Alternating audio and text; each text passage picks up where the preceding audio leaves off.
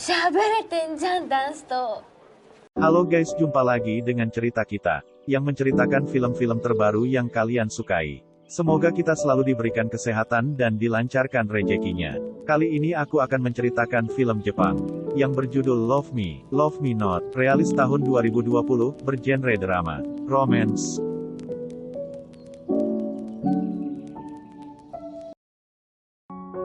Film ini menceritakan 4 orang remaja anak SMA, yang saling menyukai satu sama lain. Mereka bernama Akari, Ryo, Kazu dan Yuna. Ada yang mencintai dan dicintai. Ada yang menolak dan ditolak. Tanpa banyak berbasa-basi kita langsung aja kita mulai ceritanya. Ryo dan Akari sewaktu sekolah SMP saling menyukai. Tetapi cinta mereka harus kandas.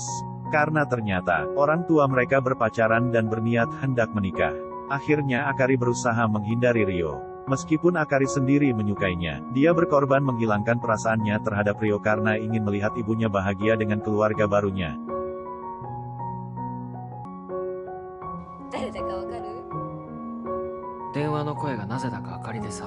Setelah orang tua mereka menikah, ibunya Akari masih selalu mencurigai mereka berdua.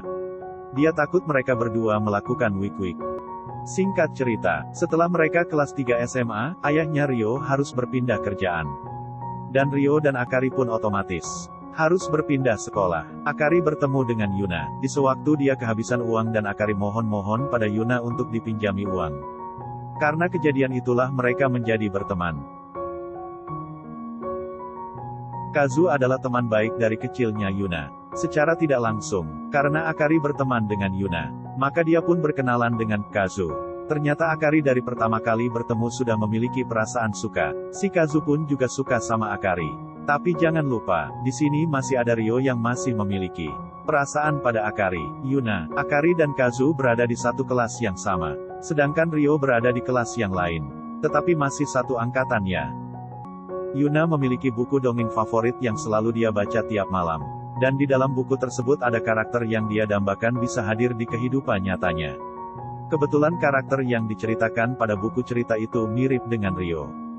Dia langsung menyukai Ryo pada saat pertama melihatnya. Yuna ini sudah ngincer si Ryo dari sejak pertama kali bertemu. Meskipun dia belum mengenalnya.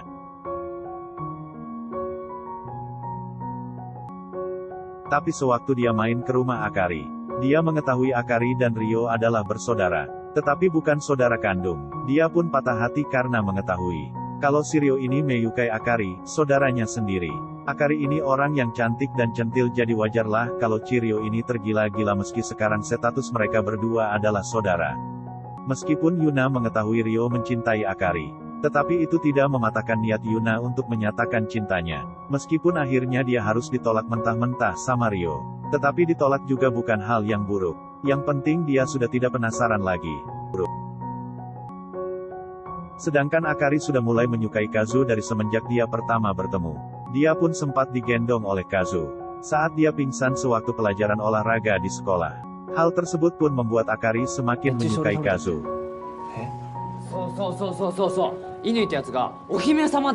Hal tersebut didengar oleh Ryo melalui teman-temannya, yang membuat dia cemburu buta dan dia mulai agresif lagi mengadakan pendekatan pada Akari. Karena dia tidak ingin kehilangan Akari, dia pun menunjukkan perhatiannya pada Akari dengan menjemputnya di saat hujan deras. Sampai-sampai Kazu menolak Akari di saat dia menyatakan cintanya. Sewaktu mereka mengunjungi festival, padahal Kazu sendiri masih suka. Karena kecemburuannya, dia menolak Akari. Akari pun terkaget mendengar Kazu menolak cintanya.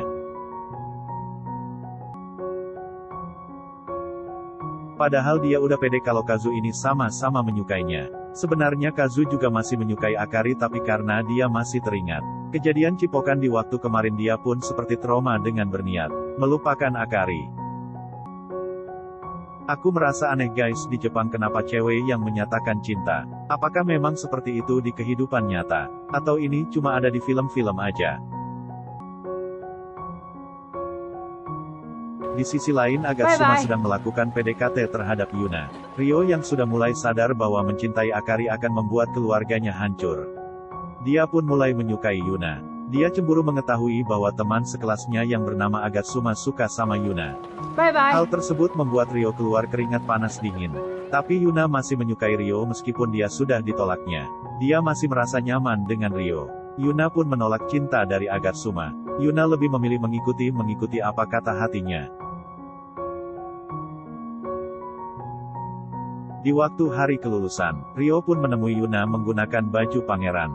Supaya lebih mirip dengan karakter yang ada di buku dongeng yang selalu dibaca Yuna. Ryo pun mengungkapkan bahwa dia menyukainya. Dan dia berharap Yuna masih menyimpan rasa untuknya. Sementara Yuna mendengar perkataan tersebut seperti tak percaya.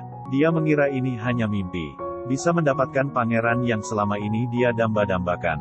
Rasa sedihnya pun hilang. Dia bahagia. Mereka sekarang berpacaran. Yuna masih memilih mengikuti perasaannya yang menyukai Ryo. Ini bisa menjadi contoh buat kita. Meskipun mata hati tidak bisa melihat, tapi bisa mengetahui mana yang lebih benar dan bagus buat kita. Mencintai dan dicintai, menolak dan ditolak, itulah dilema dalam cinta. Sedangkan Akari yang sudah ditolak oleh Kazu, masih menunjukkan rasa sukanya pada Kazu. Dia pun sempat mengajak Kazu merayakan hari Natal bersama, tapi si Kazu ini orang yang baperan. Dia masih ingat aja saat Ryo mencipok Akari di pinggir jalan. Padahal Akari sendiri tidak menginginkan itu terjadi. Mereka sebenarnya memiliki persamaan. Mereka selalu menjaga sikap di rumahnya. Untuk menjaga keluarga mereka tetap bertahan, tidak berujung perceraian. Orang tua Kazu sering berantem. Sedangkan Akari harus menjaga sikapnya terhadap Ryo, supaya tidak dianggap punya hubungan oleh orang tuanya. Hari-hari berlalu, ayahnya Ryo hendak dipindahkan ke Amerika untuk bekerja. Mereka akan bercerai jika ibunya Akari tidak ikut, dan tetap memilih di sini. Ryo dan Akari pun kebingungan. Sedangkan mereka berdua sudah betah tinggal di sana. Akari memilih untuk ikut ayahnya Ryo, supaya ibunya pun juga ikut ke sana, supaya rumah tangga orang tuanya tidak hancur. Sedangkan Ryo memilih tinggal di Jepang.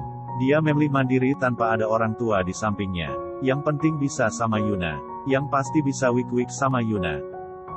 Mengetahui hal tersebut, Yuna mendatangi rumah Akari dan keluarganya. Yuna sangat merasa sedih jika Akari pindah ke Amerika. Semua orang di sini menyukai Yuna. Apalagi kaum lelaki. Yuna ingin ibunya mendengarkan apa kata Akari. Kasihan Akari, yang selama ini menahan diri di rumah. Hanya untuk kelanggengan rumah tangga keluarganya. Ryo memberitahu Kazu bahwa Akari akan pergi ke Amerika bulan depan. Dia mendorong Kazu untuk mengungkapkan perasaannya sebelum terlambat.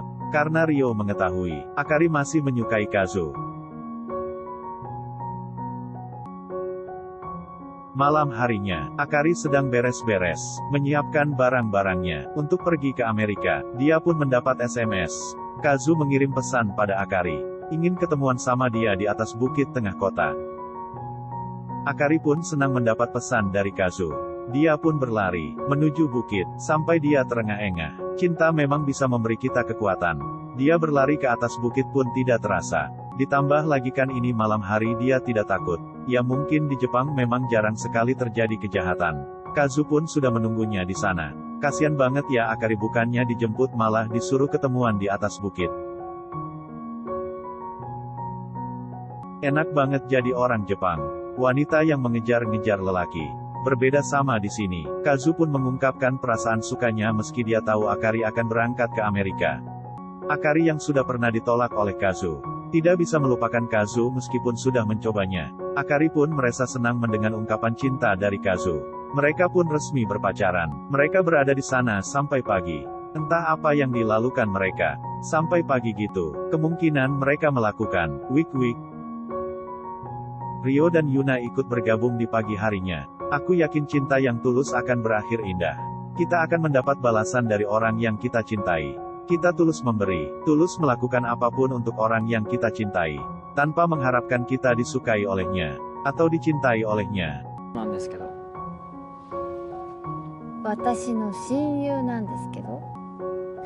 Aku sudah merasakan sendiri, karena ketulusan cinta, akhirnya wanita yang aku cintai jadi istriku sekarang. Aku curhat sedikit gak apa-apa ya guys.